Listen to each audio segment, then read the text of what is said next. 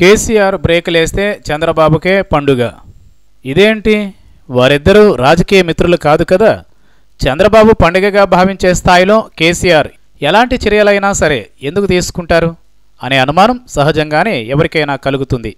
కానీ ప్రస్తుతం తెలంగాణ ప్రభుత్వం ఆంధ్రప్రదేశ్ ప్రభుత్వానికి వ్యతిరేకంగా సుప్రీం న్యాయస్థానాన్ని ఆశ్రయించి వేసిన ఒక వ్యాజ్యం ఇప్పుడు ఇలాంటి సరికొత్త వెరైటీ సందేహాలకు కారణం అవుతోంది.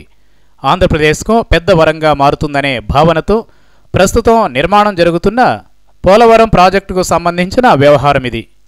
ఈ ప్రాజెక్టు విషయంలో పోలవరానికి సంబంధించి పర్యావరణ మదింపులు పూర్తి స్థాయిలో జరిగిన తరువాత మాత్రమే పనులు కొనసాగించాలని, ఈ మదింపు అధ్యయనం జరగాల్సి ఉన్నందున అవి పూర్తయ్యేదాకా పనులు నిలుపుదల చేసేలా ఉత్తర్వులు ఇవ్వాలని కోరుతూ తెలంగాణ సర్కార్ సుప్రీం గడప తొక్కింది.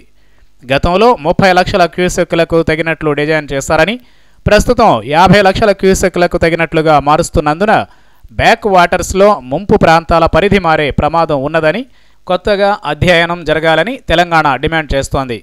కొత్తగా పోలవరం నీటి నిల్వ సామర్థ్యం పెంచినందున ఖమ్మం జిల్లాలోని 9 మండలాల పరిధిలో 100 గ్రామాల వరకు ముంపునకు గురయ్యే ప్రమాదం ఉన్నదని తెలంగాణ వాదిస్తోంది.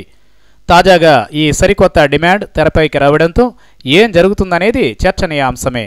నిల్వ సామర్థ్యం పెరిగినప్పుడు తెలంగాణ భయం కూడా సహేతుకమే. అయితే ఈ కేసు వల్ల పనులు ఆగే పరిస్థితి వస్తే చంద్రబాబుకే ఎక్కువ అడ్వాంటేజ్ అని నాయకులు భావిస్తున్నారు. పోలవరం పనులు ప్రస్తుతం నత్తనడకనే జరుగుతున్నాయి. ప్రతి వారం సమీక్షల పేరిట చంద్రబాబు హడావిడి చేస్తున్నారు కానీ కార్యక్షేత్రంలో కనిపిస్తున్న ఫలితం చాలా తక్కువ.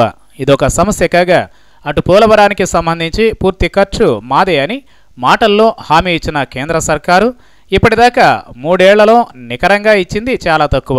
నిధుల విడుదల వ్యవహారాలు ఒక పట్టాన తేలడం లేదు. ఈ క్రమంలో అనుకున్న వేగంతో పోలవరం పూర్తి చేయడం, ఎన్నికల్లోగా ప్రజల దగ్గర మార్కులు కొట్టేయడం అనే చంద్రబాబు కలలు నెరవేరే అవకాశం లేదు. అలాంటి పరిస్థితుల్లో కేసీఆర్ సర్కార్ సుప్రీంను ఆశ్రయించిన పుణ్యమా అని స్టే వచ్చి పనులకు గనక బ్రేక్ పడితే హమ్మయ్య అంటూ చంద్రబాబు హాయిగా ఊపిరి పీల్చుకోవచ్చు.